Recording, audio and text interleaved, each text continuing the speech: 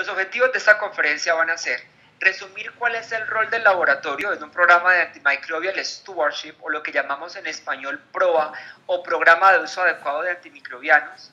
También entonces vamos a hablar y definir los conceptos de medicina de precisión y diagnóstico sindrómico, porque esto prácticamente ha revolucionado la medicina, y vamos a discutir cuál es el impacto del multiplex PCR con FilmArray versus el diagnóstico microbiológico que hemos estado empleando actualmente en nuestros países, sobre todo ajustado al escenario latinoamericano, que es donde estamos situados hoy.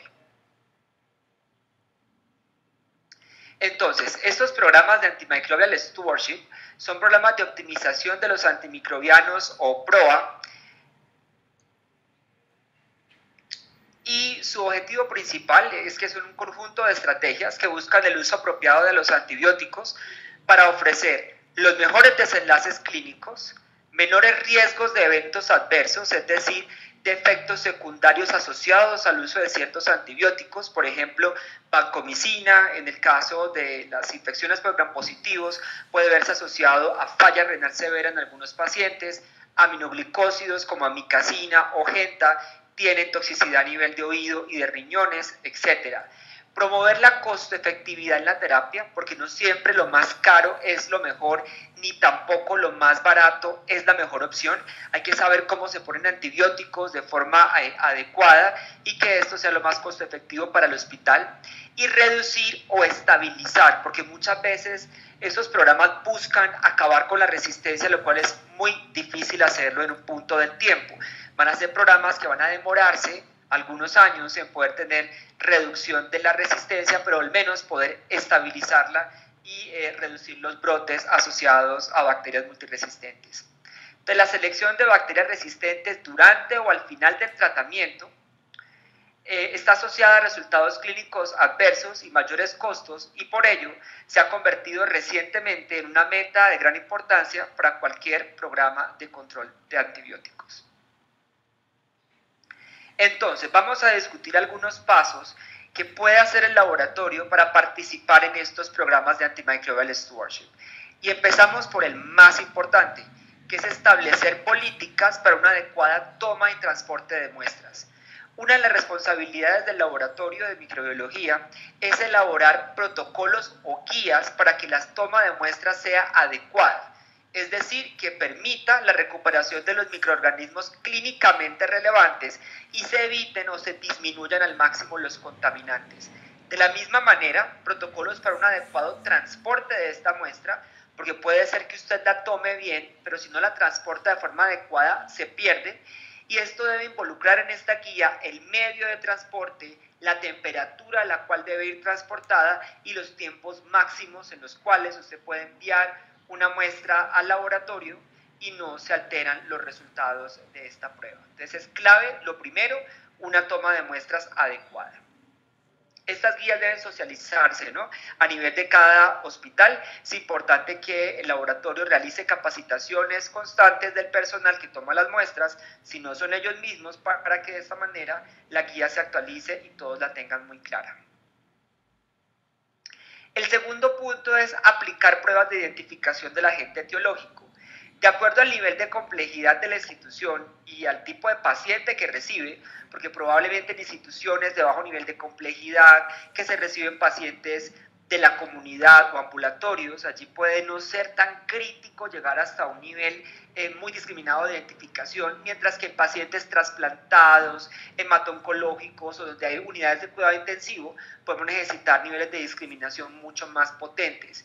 El laboratorio entonces escoge las metodologías de identificación del agente causal de acuerdo a sus necesidades. Pueden ser bioquímicas, serológicas en algunos casos o moleculares a nivel proteómico o a nivel, por ejemplo, genético, detectando la presencia de ciertos genes o de ciertos marcadores, digamos en este caso. La mayoría de ellas desde el cultivo puro, por ejemplo en el caso de las bioquímicas o de MALDI, y algunas directamente sobre la muestra, como por ejemplo FilmArray. También podemos hacer MALDI de algunas muestras con algunos protocolos adicionales que deben seguirse fuera del label del producto, considerando siempre que la oportunidad es definitiva para mejorar la sobrevida del paciente. Esto es clave. Aplicamos pruebas de susceptibilidad antimicrobiana. Entonces, dependiendo del tipo de microorganismo, si es una bacteria o una levadura, dónde está el paciente localizado, porque no es lo mismo si está en la UCI o si está en los servicios de urgencias o de hospitalización, dónde está la bacteria, porque aquí es clave saber si es orina, pulmón, abdomen, sangre. El laboratorio escogerá la metodología que más aporte para la escogencia de la terapia adecuada. Estas metodologías pueden ser manuales como Kirby-Bauer, pueden ser automatizadas como por ejemplo Vitek 2 con lectura automática, o pueden ser moleculares mediante la detección de genes de resistencia. Una cosa que es clave de las pruebas moleculares, compañeros, es que recuerden que tener un gen de resistencia te dice qué antibiótico no debe usar el paciente, pero no te dice cuál sí debe usar el paciente. Entonces, a pesar de hacer pruebas genéticas, por ejemplo algunas que vienen incorporadas en el panel de Film Array o en otros métodos moleculares rápidos, hay que hacer las pruebas de susceptibilidad convencionales con la tarjeta del Vitek para tener la MIC de una manera muy rápida y de esta manera poder hacer los ajustes que sean necesarios en este paciente. El cuarto punto, incluimos reglas de experto en los antibiogramas. Estas reglas buscan orientar sobre la terapia más adecuada, ¿sí? Y alertan sobre la necesidad de aplicar precauciones de contacto. Por ejemplo, que tengas un brote o una bacteria con la capacidad de generar un brote, como una pseudomonas resistente, una cinetobacter o algo así. Son reglas que establecen en consenso con los médicos a través del comité de infecciones. El laboratorio no debe tomar, digamos, estas reglas como una camisa de fuerza, ni hacerlo de manera autónoma, debe consultarlo con los médicos a través del comité y, por ejemplo, poner una regla de experto que reporte las cefalosporinas como resistente cuando tenga la producción de una PLE en E. coli o Klebsiella pneumoniae o Klebsiella varicola o Klebsiella oxytoca. Entonces ahí es clave siempre incluir reglas de experto consensuadas con los médicos para que los antibiogramas, digamos, que reflejen resultados que nos ayuden a tomar decisiones. Establecemos el perfil epidemiológico de la resistencia bacteriana y también de la resistencia antifúngica.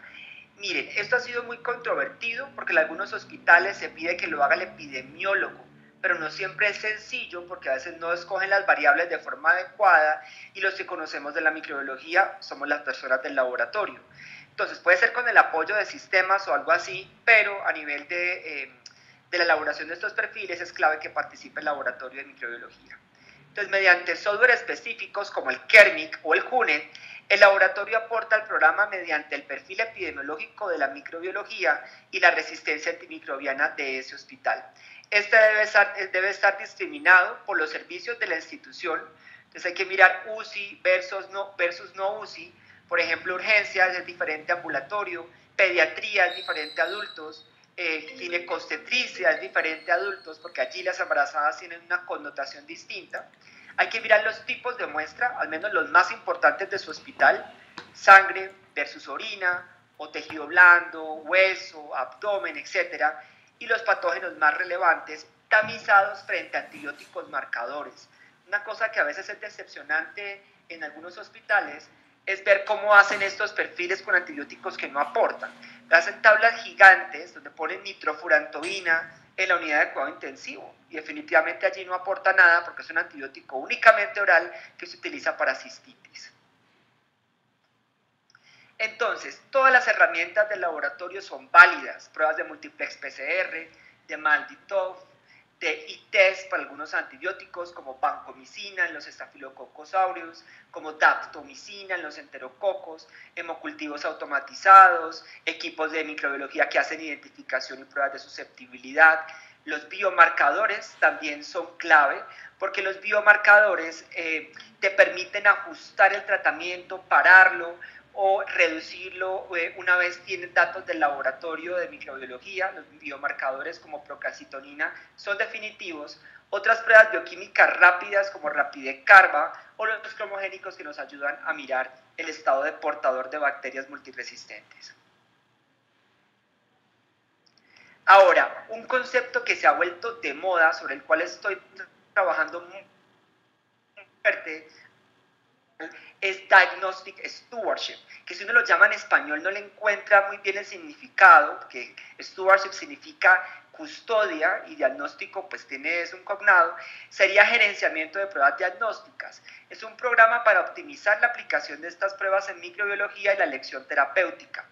Debe promover el uso de técnicas apropiadas y oportunas e incluir toma y transporte de muestras, identificación de los microorganismos y aplicación e interpretación correcta de las pruebas de susceptibilidad antimicrobiana a través de una lectura interpretativa del antibiograma. Hay 4 principios básicos de estos programas. Test correcto. Usted tiene que escoger la tecnología que realmente entregue resultados confiables y clínicamente relevantes para el paciente.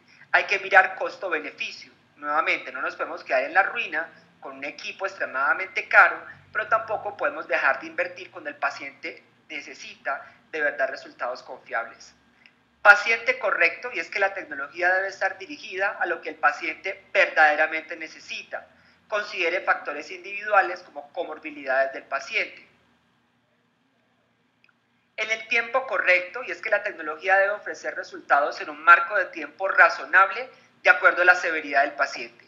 Entonces, si el paciente tiene una infección leve a moderada, puede dar espera, pero si el paciente está en un shock séptico, en la unidad de cuidado intensivo, necesita el resultado lo más pronto posible. Entonces, ahí es definitivo que el tiempo se tenga en cuenta, el tiempo al resultado, cuando se escogen estas tecnologías. Por ejemplo, una infección del sistema nervioso central, tú no lo puedes estar reportando en 3 a 4 días, que es lo que estamos haciendo ahorita con las pruebas convencionales. Y en el costo correcto, el costo prueba debe tener un balance entre velocidad, confiabilidad e impacto clínico y no medirse solamente por el costo prueba, que es lo que hemos hecho toda la vida, que es absolutamente incorrecto. Decir que un examen que vale $100, entonces es mejor que un examen que vale 20 solo porque es más caro, o decir que con el de 20 estamos ahorrando a la institución un montón de dinero cuando no aporta lo suficiente para que el paciente que está allí pueda mejorar de manera más rápida, tener un egreso más rápido y podamos tener un giro cama mucho más óptimo. Entonces hay que pensar siempre de eso a la hora de escoger una tecnología. Ahora, ¿qué es medicina de precisión? Medicina de precisión, entonces, es el cuidado médico diseñado para optimizar la eficiencia o el beneficio terapéutico para grupos particulares de pacientes utilizando caracterización genética molecular. Es un concepto muy empleado en oncología y ya me lo han oído en otras charlas, es lo que está pasando en los Estados Unidos con el efecto de Angelina Jolie, y es que las mujeres se hacen todas esas pruebas genéticas para saber si tienen los marcadores de cáncer de seno y mucho antes de desarrollarlo toman medidas como por ejemplo la cirugía y la extirpación de las glándulas. Pero es muy importante porque esto hace medicina personalizada y medicina de precisión. También a nivel de autoinmunidad, a nivel de obstetricia, que usted lo ha visto en las noticias de estos niños que ya se puede predecir cómo van a nacer, y a nivel de la infectología también podemos trabajar la medicina de precisión a través de esta caracterización genética. ¿Y qué es diagnóstico sindrómico? Recuerden que es común que varias infecciones se presenten con los mismos signos y síntomas y adicionalmente que varios patógenos puedan estar comprometidos en un mismo síndrome infeccioso. Esto hace difícil la toma de decisiones terapéuticas, empíricas y aún dirigidas para el manejo de estas infecciones. Entonces, ¿cuántas bacterias causan diarrea? De Salmonella, Shigella, E. coli, enteropatógena, enterohemorrágica, enteroagregativa, Yersinia, por ejemplo. Pero no solamente bacterias causan diarrea, parásitos, virus. Entonces son muchas cosas. En el caso de la infección respiratoria, ¿cuántas clases de virus nos pueden causar infecciones? ¿Cuántas bacterias, por ejemplo, nos pueden causar allí infecciones respiratorias? ¿Qué pasa a nivel del sistema nervioso central? Tenemos hongos como por ejemplo criptococo, tenemos virus que causan meningoencefalitis, tenemos bacterias que causan meningitis bacteriana aguda o crónica. Entonces tenemos una gran cantidad de microorganismos que pueden causar los mismos signos y síntomas. ¿Y qué es lo que está haciendo el médico ahorita? Pegarle o tratar de pegarle a todo o de cubrir un amplio rango de microorganismos combinando drogas o combinando antibióticos. Entonces, vancomicina para los gram positivos, meropenem por si al caso tienen gram negativos, y si llega a tener hongos, caspofungina. y si tiene parásitos, metronidazol. Entonces imagínese usted la carga de antibióticos y de medicamentos que el paciente recibe. Entonces, como muy bien lo dice el eslogan de FilmArray, no sospeche, asegúrese de qué es lo que tiene el paciente. El diagnóstico sindrómico entonces busca la detección masiva de estos patógenos con la capacidad de causar un cuadro clínico particular. ¿Cuáles son los beneficios? El inicio adecuado y oportuno de los antimicrobianos, disminuyendo la morbimortalidad de los pacientes, estancias hospitalarias y el riesgo de adquirir una infección, porque no es solo tener el paciente ahí 14 días hospitalizado, es el riesgo de que si tiene un catéter, una sonda o algo así pueda tener una infección asociada a la atención en salud. Disminución del uso innecesario de antibióticos, innecesario y exagerado, la rápida identificación de brotes e implementación de barreras de contacto y profilaxis, por ejemplo, en el caso de meningococo, donde se requiere, racionalización de los costos asociados al manejo del paciente infectado, una generación de datos además estadísticos que permitan una actualización y una optimización de las guías de uso apropiado de los antibióticos. Diagnóstico sindrómico y medicina de precisión con FilmArray. FilmArray, este equipo, es un sistema de microbiología molecular rápido que realiza doble PCR y además microarray, todo integrado en un solo instrumento. Permite la detección rápida, más o menos en una hora, de virus, bacterias, hongos y parásitos de forma simultánea directamente de muestras como aspirado nasofaríngeo, heces, fecales y líquido cefalorraquídeo y desde una botella de hemocultivo positivo. Permite detectar coinfecciones, targets indetectables por la microbiología convencional y algunos genes de resistencia, ya lo vamos a ver. El procedimiento del FilmArray es sumamente sencillo, más o menos 2 a 5 minutos de montaje. Se inserta el panel en la estación de carga, luego se inyecta una solución hidratante, se añade la muestra y el tampón de la muestra se inyecta a nivel del cartucho del panel y luego se inserta este cartucho en el FilmArray y se pone en marcha la prueba. Y aproximadamente en una hora se cuenta con el resultado de esta prueba. A nivel del cartucho, ahí están los componentes del mismo, se puede encontrar lo que ocurre en cada una de las celdas. Tenemos purificación de ácidos nucleicos a través de unas perlas, la doble PCR también, y tenemos todo el tema del array, aquí donde se ve esta zona que parece como un panal de abejas, se lleva a cabo el proceso del array y todo ocurre dentro del mismo cartucho. Están los controles incluidos, esto es un sistema de biología molecular cerrado, entonces se puede montar en un laboratorio de microbiología convencional, no necesitas un área separada o una persona con un posgrado o una formación específica en biología molecular para poder procesar este tipo de pruebas. Ahora, a pesar de que se puede montar en cualquier laboratorio de microbiología, es clave que se mantengan las normas básicas, lavarse las manos, usar guantes, usar mascarilla, limpiar las superficies, tener mucha precaución porque es un sistema sumamente sensible. Podría inclusive el operario realizar contaminaciones al hablar, toser, estornudar, etcétera, sobre la prueba. Y así es como se ve un informe del FilmArray. Ahí aparecen los datos demográficos del paciente, qué tipo de targets o qué tipo de microorganismos fueron detectados, cuáles fueron no detectados dentro del panel, y de esta manera el médico toma una decisión terapéutica o epidemiológica, en el caso de que se requiera, a través de estos resultados. Entonces, ¿qué pasa con bacteremia y fulgemia? Miren esta línea de tiempo. En el día 1 tenemos la toma de los hemocultivos, en el día 2 podemos tener resultados positivos, es decir, el hemocultivo pita lo que decimos en el laboratorio y le hacemos un gram, ahí mandamos al servicio la coloración de gram con el resultado. En el día 3 podemos tener ya el aislamiento en medio sólido. Y si hacemos pruebas moleculares rápidas, por ejemplo, Malditov con Bitec MS, podemos tener resultados en minutos, pero si no, se nos puede ir hasta tercero o cuarto día la identificación y también del cuarto al quinto día el antibiograma. Es mucho tiempo para un paciente que se encuentra con una bacteremia, porque todo ese tiempo el paciente está 3 días en tratamiento empírico de amplio espectro que le puede causar toxicidad, pero que si además fue inadecuado le aumenta la mortalidad al paciente, Luego ya tiene la terapia dirigida y el ajuste. Lo ideal es que uno tuviera datos de identificación de antibiograma prácticamente en el día 2. Algunas recomendaciones claves de los hemocultivos que no sobran. Deben tomarse de preferencia antes de la primera dosis de antibiótico. Sabemos que muchos de nuestros pacientes nos llegan a los hospitales y ya están recibiendo antibiótico. Bueno, si no se puede, entonces tomarse justo antes de la siguiente dosis. Por ejemplo, si el paciente está recibiendo meropenem 2 gramos cada 8 horas, justo antes de los siguientes 2 gramos se le toma la muestra y se coloca el medicamento. Se usa clorhexidina alcohólica al 2% para la limpieza de la piel. Es el mejor desinfectante. Otras opciones pueden ser yodopovidona, recuerden que hay que dejarlo secar para que actúe, o alcohol al 70%, que es mucho menos eficiente. En neonatos la concentración de clorhexidina alcohólica debe ser del 0,5%.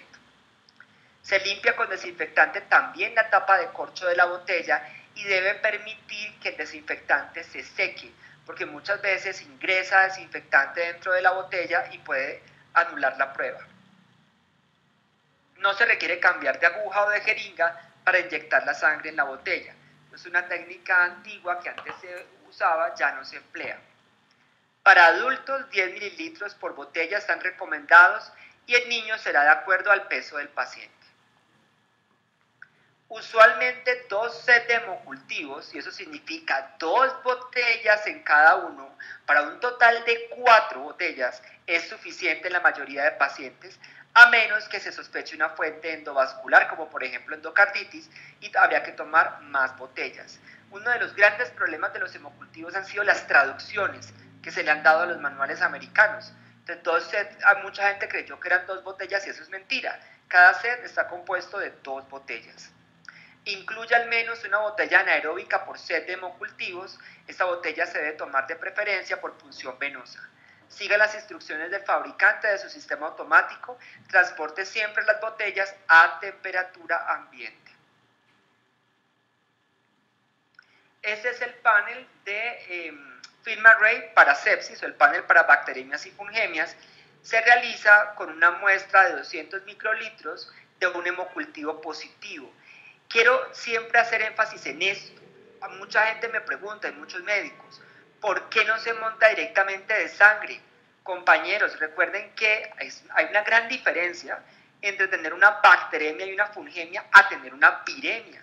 Es que en una viremia, las millones de copias que salen a la sangre son altamente predecibles, es cíclico, es siempre igual en la mayoría de casos. Pero en un paciente con una bacteremia depende de cuánto sale a la sangre de ese microorganismo causal. Si es una orina, sale poquito, que el inóculo no es más allá de 10 a la 5. Si es pulmón, sale un montón de bacterias a la sangre.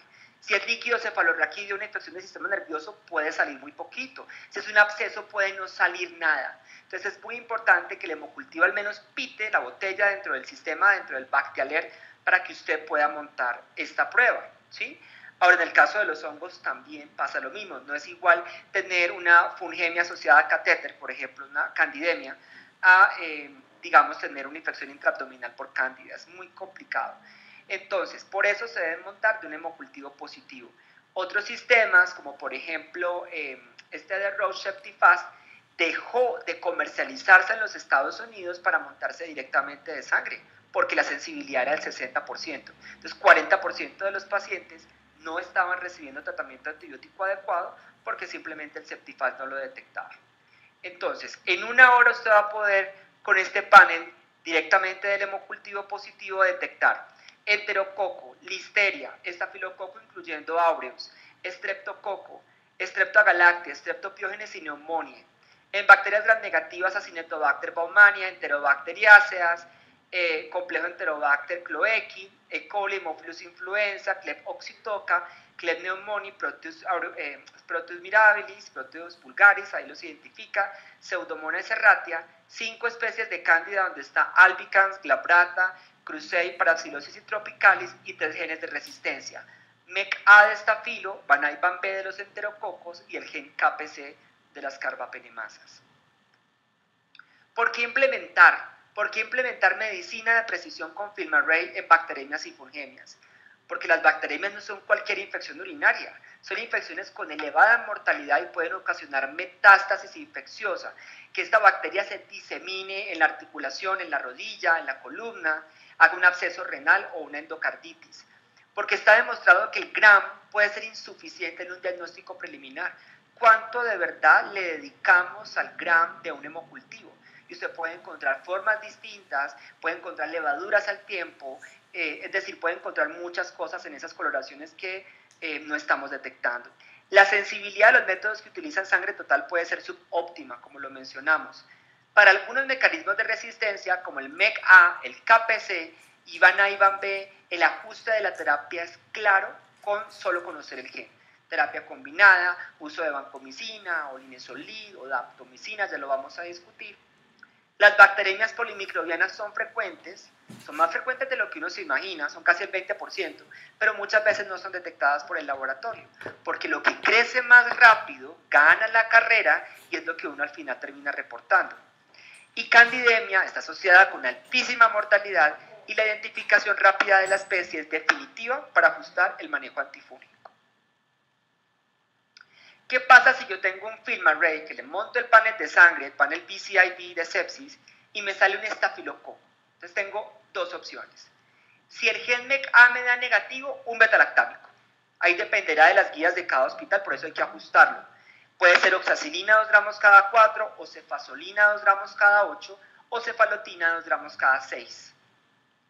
Si es MEC-A positivo, o sea, tiene este gen de resistencia a los betalactámicos, sería vancomicina con una dosis de carga, pues estamos hablando de bacteremia. Linezolid es otra opción, pero no está aprobada en bacteremia. Lo pongo aquí en esta diapositiva porque sé que hay países que no usan daptomicina. Pues, ojo con linezolid, sobre todo si hay sospecha de endocarditis.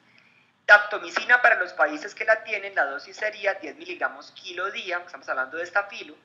Y un betalactámico podría ser ceftarolina, 600 cada 8 horas, también es fuera del label. Se hace antibiograma completo y se puede hacer la MIC de la vancomicina a través de ITEST, que es el mejor método para hacerlo en estafilococo. Entonces, ¿por qué es necesaria la medicina de precisión en estafilococo meticilino resistente? Porque en las infecciones por estafilo aureus sensibles a la oxa, los betalactámicos son superiores a cualquier otro antibiótico. Ahí no hay nada que le gane, ni banco, ni dapto, ni linezolid. Desde la mejoría del paciente, la disminución en la toxicidad y el costo asociado al tratamiento.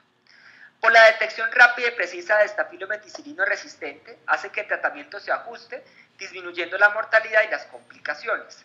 Para infecciones moderadas, a mí un cefoxitin o una tarjeta del Vitec es suficiente. Heridas, hueso, tejido blando, taquibronquitis asociada al ventilador, algo así.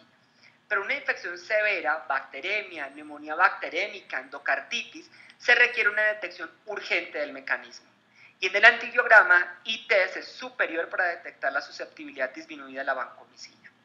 Otro punto que es clave, que lo mencioné en mi charla del 13 de febrero, es que olvídense de lo que hacen algunos laboratorios, que es hacer una prueba de coagulasa, si al caso una prueba de manitol, si al caso una prueba de látex para estafilococo, y lo llaman estafilo aureus. Aquí les tengo varios ejemplos. Aquí aproximadamente unas 5 especies que no son aureus, pero son coagulasa positiva, pero pueden tener ureasa, pero pueden tener manitol, pero también pueden tener desoxirribonucleasa. Entonces, ojo, porque muchas veces estamos identificando mal esos estafilos que no son aureus como aureus, y de esta manera estamos dando un concepto errado al médico y se puede equivocar a la hora de la escogencia terapéutica. Sé que algunos hospitales solo montan la tarjeta de susceptibilidad cuando les dé la coagulasa positiva. Yo los invito a que tengan mucha precaución con esto y monten también las pruebas de identificación. Carbapenemasas, miren ese antibiograma, Klebsiella pneumoniae. Las carbapenemasas son enzimas con la capacidad de hidrolizar todos los antibióticos betalactámicos, dependiendo de su tipo genético. No será lo mismo KPC que OXA48. Se mueven en plásmidos que conllevan determinantes de resistencia a otras familias de antimicrobianos, por lo tanto son multiresistentes por definición. En Latinoamérica KPC es la más frecuente, son muy difíciles de detectar por el laboratorio, reducen las opciones y aumentan la mortalidad de los pacientes, y la colonización, el uso previo de antimicrobianos y las comorbilidades son un factor de riesgo para contraerlas. Entonces, Sé que esto varía de acuerdo a los países. Sitios como Guatemala, donde también nos escuchan, tienen más NDM que KPC, pero es por el tipo de clones que circulan allá. Entonces, si yo tengo un FilmArray que me dice KPC positivo, si el paciente está séptico pero estable, puede ser meropenem con colistina o polimixina B, o un aminoglicósido si el foco es urinario, o tiqueciclina si el foco es intraabdominal o tejido blando. Si el paciente está inestable, muchas veces 3 antibióticos, meropenem colistina o polimixina B más tiqueciclina o fosfomicina, para los países que tienen fosfomicina endovenosa, o inclusive doble carbapenem, ERTA con meropenem. Pero eso dependerá. Digamos que allí lo que es clave en KPC, a pesar de que tengamos allí esto en las guías, es utilizar terapia combinada. Es clave, compañeros, que recordemos que yo puedo tener una detección de un gen KPC en este microorganismo, y cuando uno va a mirar las tarjetas de sensibilidad le dan absolutamente sensibles a carbapenems. Allí igual, a pesar de todo, el médico debe usar terapia combinada porque se ha visto que de todas maneras esta KPC es capaz de hidrolizar esos carbapenems a pesar de que in vitro se vean altamente sensibles. ¿Y qué pasa si tenemos Pseudomonas aeruginosa? Si el paciente está séptico pero estable en monoterapia, puede ser piptazo o ahora ceftolozantasobactam en países como México, Perú y muy pronto Colombia, o cefepime de acuerdo a las guías. Ahí están las dosis. La consideración de adicionar un aminoglicósido es altamente controvertido. Entonces muchos clínicos lo usan solo en pacientes en shock, y ahí se utilizaría meropenem con amica. Si ya han tenido historia de Pseudomonas carbapenem resistente, muy seguramente van a usar meropenem con colistina. Es clave identificar el mecanismo de resistencia. Mirar la posibilidad de aztreonam en el caso de que sea sensible y tenga test para carbapenemasas del grupo B positivos, o fosfomicina endovenosa también podría ser una opción.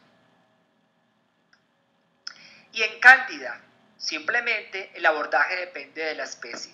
Si es Cruzei, equinocandina. Si es albicans tropicalis, puede ser fluconazol en paciente estable, porque en Colombia al menos sabemos que son altamente sensibles a fluco, pero si en sus países hay resistencia, hay que empezar otro antifúngico. Y si es glabrata o paracilosis, equinocandina, hacer la prueba de susceptibilidad. Vitec trae la posibilidad de hacerlo a través de las tarjetas, y de esta manera desescalar, si es posible, de la equinocandina a fluconazol. ¿Quiénes se benefician? ¿En dónde montar este panel? Pacientes inmunocomprometidos con inmunodeficiencias primarias o secundarias, neutropenia, trasplante, terapia biológica, oncología, neonatos o pacientes en la UCI adultos, pediátrica o neonatal con choque, que muestren en el GRAM bacilos o cocos o blastoconidias. Pacientes en sepsis con foco piógeno, como neumonía necrosante, infección profunda del tejido blando, endovascular, intraabdominal complicada, con colecciones y además hemocultivos positivos, sepsis de origen desconocido, pacientes con infecciones asociadas a catéter en el contexto de un brote hospitalario, y pacientes con sospecha de infección endovascular y que además tengan inestabilidad hemodinámica. Compañeros, no se les olvide también los cambios en la taxonomía. Recuerden que ahora Enterobacter aerogenes es Klebsiella aerogenes. Pues, ojo cuando ustedes tengan resultados de esas pruebas moleculares que les digan Klebsiella o Enterobacter. Esto puede pasar porque genéticamente son muy parecidos. Entonces, por muchos años Klebsiella fue aerogenes, luego le pasaron Enterobacter y ahora otra vez se llama Klebsiella. Y recuerden, compañeros, que el complejo Enterobacter cloequi incluye Enterobacter asburiae, cloequi, hormachei, covey y ludwigi.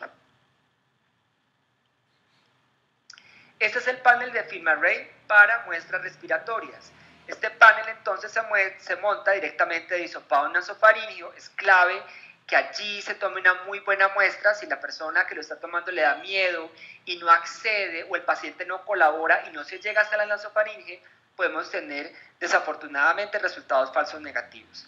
Entonces, en una hora nos detectaría adenovirus, coronavirus, metaneumovirus humano, rinovirus, influenza, parainfluenza y respiratorio sincitial, y 3 bacterias donde están Bordetella pertussis, Chlamydophila pneumoniae y Mycoplasma pneumoniae. Ahora la nueva versión de este panel va a poder incluir Bordetella parapertussis. ¿Por qué implementarlo? Porque la mayoría de laboratorios nos toca remitir las muestras, significando una demora exagerada en el ajuste de la terapia y el ajuste de antibiótico. Entonces, oseltamivir innecesario, antibiótico innecesario. Los paneles virales que nos venden generalmente cubren adeno, influenza A y B, para influenza 1, 2 y 3 y respiratorio sincitial. Varios virus toca pedirlos adicionalmente, entonces se van a demorar mucho más.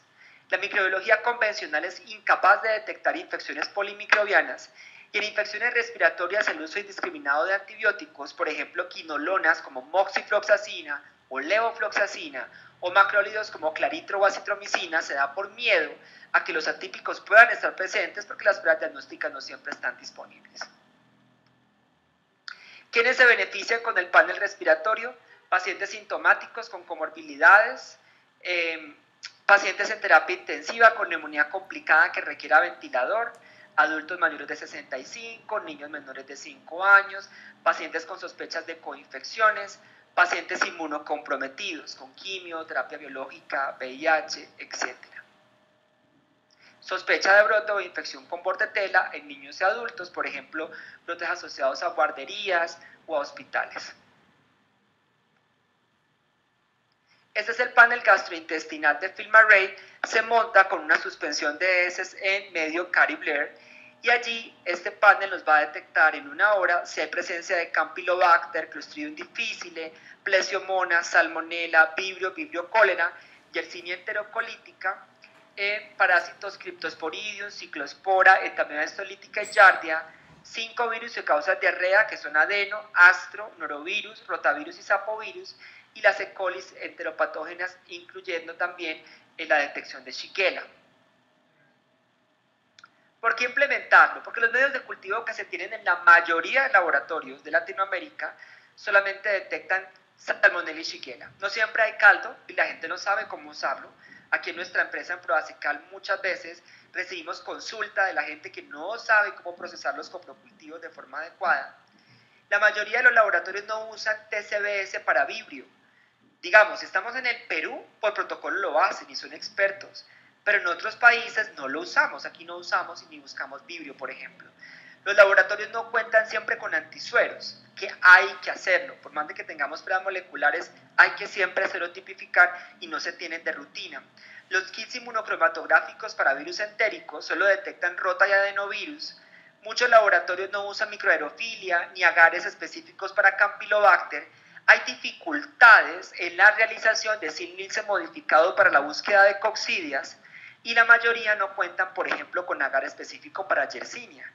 Es que si tú vas a hacer un coprocultivo de verdad, tienes que tener una cantidad de medios exagerada que no solamente aumenta el costo, sino que la sensibilidad sigue siendo subóptima comparado con pruebas moleculares. Miren, estos son resultados de nuestra empresa, de Proacecal. Nosotros vendemos controles de calidad externos, estamos acreditados con 17043 a nivel internacional y nosotros enviamos en el año 2015 una materia fecal formulada para que los laboratorios la evaluaran y tenía una entamoeba histolítica y miren que de 206 laboratorios que enviamos la prueba, la muestra, solo tuvimos 52% de aciertos. Entonces imagínense usted, la mitad de los laboratorios no están observando la entamoeba histolítica. Entonces no pueden decir que microscopía es suficiente. Si la persona no está entrenada, no los va a ver. Y miren ustedes una cosa interesante de los Estados Unidos que discutíamos en la CLSI el mes pasado en Dallas. La gente entrenada en parasitología en los Estados Unidos ya se está jubilando y la gente nueva no lo sabe hacer y han tenido 1000 problemas con este tipo de casos. Esos son Cryptosporidium, 190 participantes de nuestro control y solo el 58% vio el Cryptosporidium. Entonces imagínese usted, 42% de pacientes con diarrea crónica, con VIH, andan por ahí sin tratamiento ajustado porque no están observando las estructuras. ¿Quiénes se benefician del panel gastrointestinal? Pacientes con diarrea crónica aún inmunocompetentes en lo que las pruebas diagnósticas convencionales no han arrojado resultados contundentes y los tratamientos no han sido eficaces. Brote hospitalario, edades extremas, diarrea del viajero, sospecha de Guillain-Barré porque hay la posibilidad también allí de Campylobacter, diarrea VIH con recuentos menores de 200 CD4 o sospecha de diarrea en Clostridium difficile, más una prueba de toxina que sería ideal hacerlo allí. Este es el panel de meningitis y encefalitis. Se monta con 200 microlitros de un líquido cefalorraquídeo directamente de la muestra. Entonces miren la cantidad. Esto nos soluciona el problema de los volúmenes bajitos, sobre todo en pediátricos. Y aquí nos detecta E. coli, Haemophilus influenza, Listeria monocitógenes, meningococo, Streptogalactia, Streptoneumoniae. Todos estos virus que tienen tropismo por sistema nervioso, citomegalo, enterovirus, herpes virus, parecovirus y varicela zoster, y en hongo nos detecta Cryptococcus neoformans. Entonces ha sido bien interesante esto, porque muchas veces nuestros pacientes se quedan sin diagnóstico. Nos pasa de que el líquido cefalorraquídeo está ligeramente alterado, el paciente tiene una encefalitis o una meningitis, pero nunca se le aísla nada, no se le ve nada en el gram, no crecen en los cultivos. Al final dura 14 días hospitalizado con ceftriaxona, vancomicina y anfotericina B y nunca se supo. Entonces, una característica clave es detectar parecovirus también en niños, sobre todo en neonatos. Los americanos le llaman que estos son los niños rabiosos rojos o rosados, porque causan ellos rash, como ustedes lo ven en la foto, y además causa irritación. Son niños que lloran con desespero, causan unas fiebres intensas, pueden causar diarrea y también compromiso del sistema nervioso central, con la gran problemática de las secuelas que le quedan al niño como sordera o retraso de desarrollo mental. Entonces es clave detectarlo en estos niños, es fundamental. ¿En quiénes hacer este panel de meningitis y encefalitis, compañeros? En todo líquido cefalorraquídeo cuando la sospecha sea neuroinfección y además los parámetros se encuentren alterados, siempre hay que seguirlos haciendo. O cuando haya sospecha de parecovirus, así los parámetros estén normales, le tenemos que hacer el panel. Pacientes inmunosuprimidos que tengan signos y síntomas meningios, aunque los parámetros del líquido cefalorraquídeo no se vean tan alterados. Paciente con sospecha de meningococo, ojo porque allí esos pacientes no siempre tienen unos líquidos cefalorraquídeos tan alterados y pueden hacer brote, además que el meningococo puede causar bacteremia también en esos pacientes y puede tener una altísima letalidad, y entonces en esos pacientes también debemos aprovechar y montar esta prueba. En resumen, en las instituciones de salud acreditadas o no, están mandadas a establecer programas de uso apropiado de antibióticos para garantizar los desenlaces clínicos adecuados y ahorro en los costos de antibiótico. El diagnóstico microbiológico es la base de estos programas, porque genera los datos para establecer un conjunto de acciones encaminadas a un mejor uso de estas moléculas. El diagnóstico sindrómico permite la detección masiva de patógenos con la capacidad de causar el mismo cuadro infeccioso. FilmArray es un instrumento que permite realizar ese diagnóstico sindrómico de una forma rápida y costo efectiva. Sin embargo, y es clave decirlo, estas metodologías no reemplazan algunas técnicas, como serotipificación, como antibiograma completo, sino que son un complemento al diagnóstico rápido. Entonces hay que saber a quién se le pone este panel, hay que decidirlo a nivel hospitalario.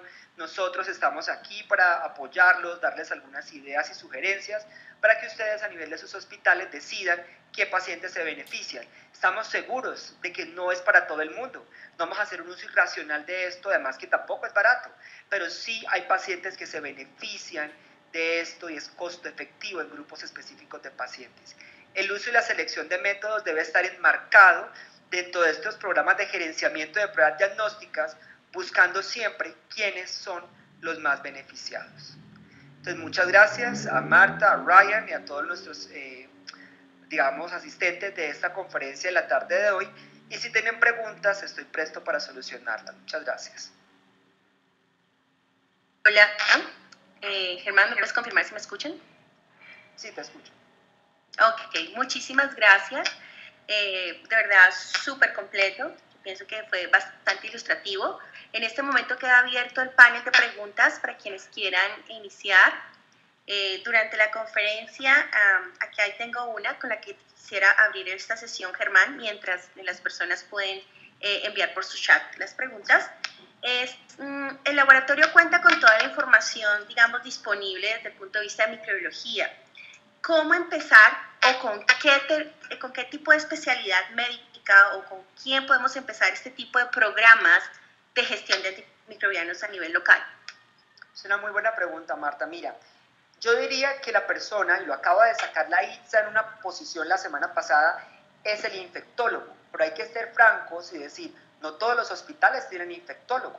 Entonces allí un médico entrenado, que inclusive puede ser un médico general bien entrenado, en un centro de excelencia, que siempre ha sido mi sueño, tener centros de excelencia en esto, que debemos pensarlo para más adelante, una persona bien entrenada lo puede hacer. Entonces la base es tener una persona que sepa por dónde empezar, que sería a través de saber lo que hay en ese hospital y la necesidad. Entonces saber cuál es la epidemiología local, cuáles son los tipos de pacientes que atienden, qué complejidad tienen, qué antibióticos están en la farmacia, y de esta manera saber, poder empezar a combinar cosas, empezar a hacer preautorización, empezar a hacer restricción de ciertos antibióticos, auditoría, feedback, y de esta manera arrancar con los programas. Pero el laboratorio es clave que se asocie con un médico bien entrenado, y las enfermeras ayudan muchísimo a fiscalizar también. Esto también tiene mucho que ver, Germán. Carolina pregunta que le gustaría saber qué criterios debe considerar para restringir ciertos grupos de antibióticos. Mira, el criterio más importante es la indicación. Muchos de los antibióticos se ponen de manera exagerada. Por ejemplo, se da piptazo con metronidazol para una infección intraabdominal cuando el piptazo tiene cubrimiento antianaeróbico, el metronidazol sobra. Otro criterio que es clave es presión selectiva. Entonces, ¿para qué vas a dar ceftriaxona, que puede que funcione, si puedes utilizar cefazolina? Los dos curan al paciente, pero cefazolina hace 10 veces menos daño porque no selecciona PLES en el intestino del paciente. Y aquí los invito, sé que me escuchan de varios países, a dejar de utilizar carbapenem de forma innecesaria. Uno va por los hospitales de los países y encuentra que usan imipenem de forma exagerada o meropenem de forma exagerada cuando hay otras opciones que pueden usar. Entonces yo diría, Marta, que a través del espectro de acción, a través de la presión selectiva, hay que saber qué grupos de antibióticos hay que restringir, y hay que saber cuáles son y definirlos en detalle en el comité, que son ceftriaxona, por ejemplo, vancomicina hay que ponerlo con preautorización, por ejemplo, imipenem, colistina, etcétera, etcétera. Ok. Vamos a cambiar de tópico de un lado para otro, pero un momentico. Aquí hay una persona que pregunta, debe ser en el panel GI, ¿por qué FIMA-REI se detecta Escherichia coli y o Clostridium? Y en cultivos no se detectan las Escherichias y la detección de toxina está negativa. Buena pregunta. Mira, sí, es una buena pregunta, es buenísima. Sí, bueno. ¿Por qué? Primero, porque recuerden que ese sistema es muy sensible y detecta DNA. Entonces, puede que usted no tenga recuperación, hay que mirar qué es lo que está pasando. Con otros paneles nos ocurre que hay la detección y la amplificación del target, y cuando uno va a mirar, no ha crecido aún, pero hay que darle las condiciones y podría recuperarse con el tiempo, porque allí está. Generalmente recuerda que ese es un sistema que detecta ADN de esas E. coli, hay que mirar la forma como se está manejando a nivel del protocolo del coprocultivo, y recordar que ciertos medios selectivos, ciertos caldos pueden inhibir esas E. coli. Lo otro respecto a lo de Clostridium es que recuerden que muchos pacientes pueden estar colonizados y no infectados, y no tener la colitis pseudomembranosa, sino tienen Clostridium allí, y muchos de ellos pueden no ser de estos serotipos altamente virulentos, hipervirulentos. Entonces hay que tener precaución con eso. Nosotros creemos que allí el criterio del médico es definitivo para saber si debe administrar metronidazol, vancomicina oral, fidaxomicina, etc. Pero eso depende mucho de la presentación clínica. Muchos de esos pacientes requieren colonoscopia. Ahí yo adiciono también de pronto una respuesta un poco más técnica, en sentido de las toxinas. Cuando son negativas, es porque el FIMA-REI lo que detecta es el gen toxigénico, no la toxina per se. Entonces tú puedes tener el gen, pero no estar produciendo la toxina. De ahí que para la confirmación, las nuevas reglas IPSA sugieren una prueba en un ensayo de toxina para confirmar que ese gen presente y detectado por el FIMA-REI realmente esté produciendo la toxina. Entonces, hoy día con las nuevas guías se sugiere los algoritmos combinados, sobre todo para C. diff. De acuerdo, perfecto. Al doctor Germán nos saludan desde Perú, Roberto Díaz. Saludos. Está preguntando si los paneles abarcan anaerobios y los del grupo ASEC. No todavía, los paneles no todavía, no están diseñados para bacterias anaerobios ni HASEC todavía, pero es un desarrollo muy interesante que podría pensarse más adelante, sobre todo en ciertos pacientes con endocarditis. Una de las cosas claves de estos paneles en el momento que se diseñan, Marta, y tú que eres de la compañía me dirás, es que generalmente se tratan de tomar las infecciones por los microorganismos más frecuentes de acuerdo a las epidemiologías que ustedes encuentran. HASEC sigue siendo aún un grupo de microorganismos, primero difícil y segundo infrecuente, para el cual de pronto el desarrollo de este tipo de herramientas puede ser un poco más lento. Exactamente, tú lo has dicho. Para el diagnóstico sindrómico, lo que nosotros hemos diseñado son paneles, obviamente, de aplicación mundial, donde se pretende que la mayoría de los organismos más comunes, por ejemplo, en el caso de sepsis, estén presentes en el panel. Sin embargo, pues por las limitaciones del multiarray, pues no podemos hacer todo el cubrimiento taxonómico que puedan tener otras tecnologías. Por supuesto, se recomienda por eso seguir con la microbiología tradicional en paralelo, pero están orientados a los de mayor incidencia y mayor impacto clínico presentes. De acuerdo, ahora si tú tienes problemas de anaerobios o tienes problemas de algunas de estas HASEC, tienes la solución de PyTech MS y los puedes identificar perfectamente con un espectrómetro de masas, con un MALDI-TOF, identificar los anaerobios de manera muy rápida y identificar también los anaerobios y los HASEC. Ahora, dice Alejandra Arevalo de México que si hay panel para infecciones respiratorias bajas. Mi respuesta es bien en camino, pero ahí sí dejo a Marta que le conteste. Ojo, hay una cosa, cuando dicen infecciones bajas, yo hago la claridad que el panel actual detecta infecciones bajas, porque de hecho la neumonía adquirida en comunidad es una de las aplicaciones más importantes del panel. Ahora, si se refieren a infecciones bajas, tipo neumonía adquirida hospitalaria, es un panel que está en desarrollo, es uno de nuestros paneles próximamente futuros, tendremos noticias. Hay una pregunta muy buena y valga la aclaración porque esta es muy común. Dice nuestro amigo Marcos Arriaza de Guatemala. Ajá. Es conocido que en ocasiones los niños menores de 1 año están colonizados por C. diff, por Clostridium. ¿El panel GI detecta colonización? ¿Es clínicamente relevante? Uy, muy buena. El panel lo va a detectar, es muy buena pregunta. El panel lo va a detectar, por supuesto que sí. Pero aquí el tema, la decisión de si es clínicamente relevante es médica. Generalmente allí no es clínicamente relevante, ellos van a estar colonizados por un periodo de tiempo y luego esa colonización se reemplaza con otros microorganismos. Pero allí no es clínicamente relevante, depende, porque es muy difícil ver en niños pequeños colitis pseudomembranosa, eso es rarísimo. Uno encuentra otros tipos de colitis, pero no causadas por C. diff. Entonces es clave que si lo detectan, eso allí llega a un médico entrenado que sepa que no debe dar a este paciente metronidazol o vancomicina oral porque no se requiere todavía. No sé, Marta, si quieres decir algo sobre eso. Sí, yo ahí adiciono, y es que según las guías ITSA, volvemos al tema que son parte de lo que nos parte la pauta, y eso lo saben mucho los pediatras. Los niños, en niños menores de 3 años no se reporta el C. diff porque por encima del 30% están colonizados de forma normal. Entonces, es un dato que no se reporta en menores de 3 años. Hay una pregunta muy buena y me encanta porque esto nos lleva a la orientación específica para lo cual los paneles son diseñados. Y viene de William Guerrero. En aquellas meningitis postquirúrgicas, no primarias, asumo, por Acinetobacter, Pseudomonas y Staph aureus, no nos sirve el panel de meningitis. ¿Cómo hacemos en esos casos? Y digo, aclaro, no nos sirve es porque la indicación del panel está para meningitis primarias. Entonces, ¿qué otra opción podrían tener, Germán? Bueno, mira, eso es una muy buena pregunta. Las meningitis postquirúrgicas por Acinetobacter, Pseudomonas o Staph aureus son generalmente asociadas a malas prácticas, a infección del sitio quirúrgico, a manejo de los catéteres de derivación. Allí el panel de líquido cefalorraquídeo, el meningio, no te sirve.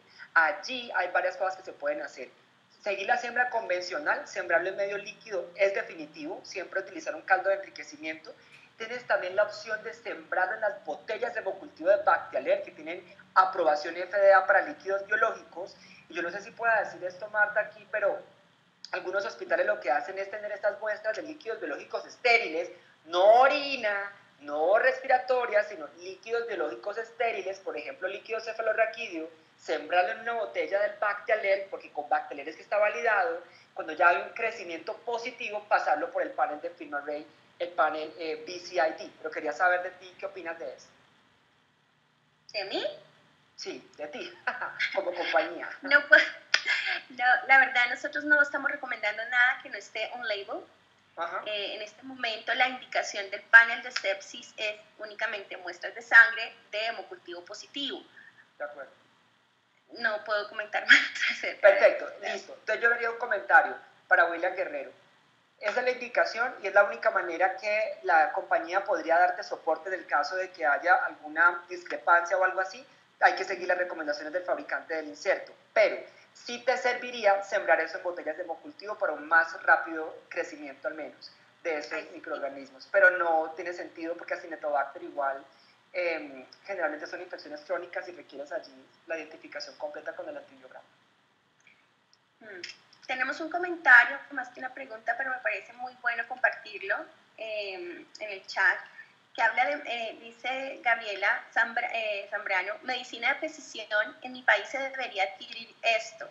Se disminuirían los días de estancia hospitalaria. Si, por ejemplo, los gobiernos a nivel Latinoamérica lo adquirieran, sería maravilloso. Gabriela, a ese comentario yo te agradezco y perdón, tomo la palabra aquí, Germán.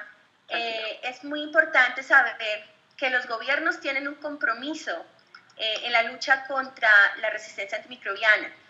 Y pienso que ahí es parte mucho del trabajo del microbiólogo, hacer valer esa información valiosa que tiene el laboratorio de microbiología y procurar que tengan las inversiones necesarias, no solo en el laboratorio, sino cuando se ven los ahorros a nivel intrahospitalario.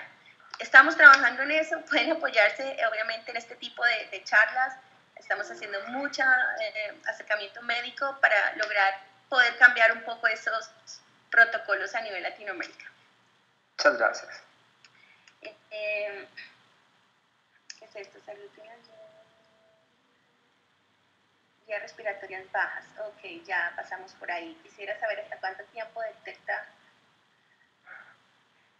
Ok, aquí hay otra pregunta que quisiera saber hasta cuánto tiempo se detecta el Clostridium en el panel gastrointestinal posterior a una infección.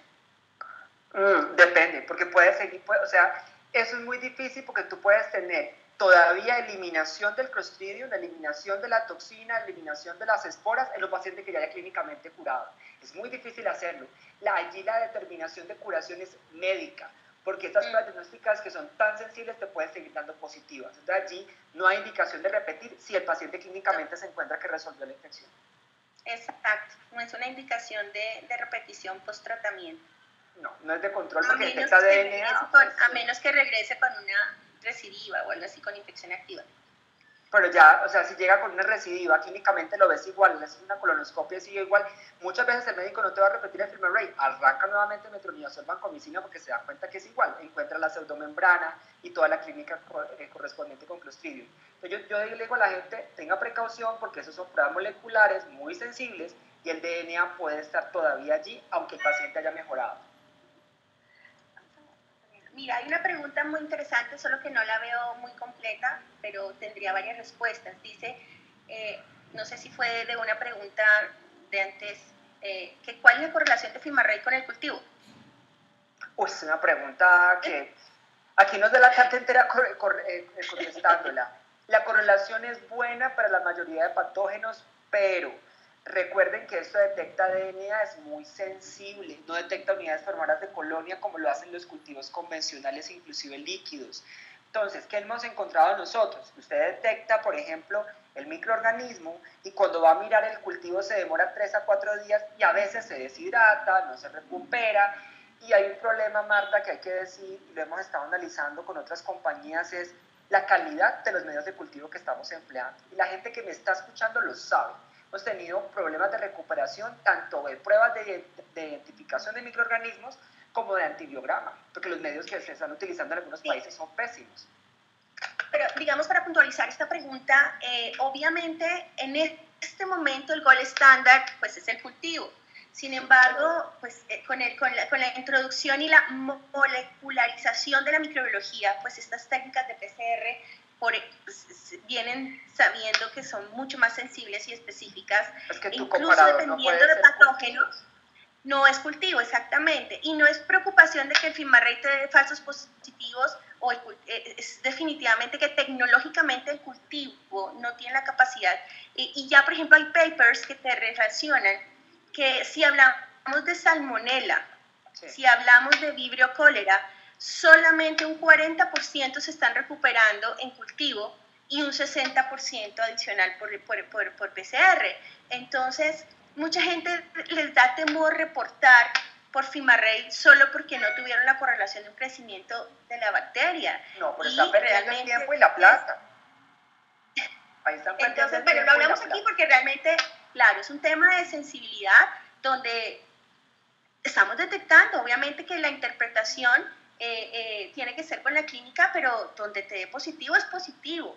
Y no pueden esperar a que tenga una correlación cuando incluso por GI, por ejemplo, los estudios ya demuestran que nosotros estamos detectando 3 veces más, y justamente parte de la beneficio de FilmaRay es aumentar el número de detecciones de infecciones que antes pasaban silentes. De acuerdo, Marta, es que tú no puedes comparar contra el cultivo una cosa que hace PCR, y cuando van a hacer comparaciones yo también los invito a tener cuidado porque usted no puede hacer una comparación de FilmaRay versus otra PCR cuando FilmaRay hace doble PCR con Array incluido. Entonces hay que saber cuál es el comparador cuando tú estás hablando de esto. Y lo otro es, frente al cultivo, es que muchas veces hay problemas de limitación de las técnicas de montaje, de estabilidad de las muestras, de transporte, de incubación, son muchas variables definitivamente, y la decisión es médica. ¿Qué tal usted tener un Campylobacter, un paciente con diarrea del viajero, con toda la posibilidad de desarrollar Guillain-Barré, y que usted diga que no lo reporta porque es que no le recuperan del agar Hectoven? No sé, o sea, definitivamente ahí están perdiendo la plata, el tiempo y el beneficio del paciente. Ok, hay varias preguntas en el chat. Me preocupa el tiempo y tu tiempo de disponibilidad, Germán. De verdad que yo te agradezco mucho a las personas interesadas. Todas estas preguntas intentaremos bajarlas y contestarlas en el menor tiempo posible. Sin embargo, esto da para muchas preguntas más. No sé si tengas tiempo para 2 más y cerramos por tema de respeto por tu tiempo. Listo, vamos con 2 preguntas más para... Voy.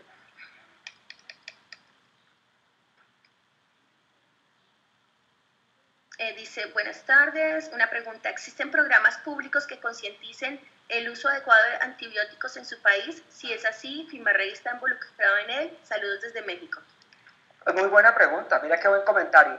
Sobre eso quiero decir lo siguiente: nosotros estamos trabajando duro en uso racional de antibióticos desde la API, entonces ustedes podrán apoyarse. Nosotros tenemos guías que hemos sacado desde la API y de la Asociación Panamericana de Infectología que escribimos. Yo estoy haciendo la parte de Diagnostic Stewardship con mi grupo, que yo lidero, de microbiólogos, y se está trabajando la parte médica sobre la interpretación muchas veces de estas pruebas. Pero sí, digamos, desde el punto de vista de sociedades científicas, la API trabaja con eso.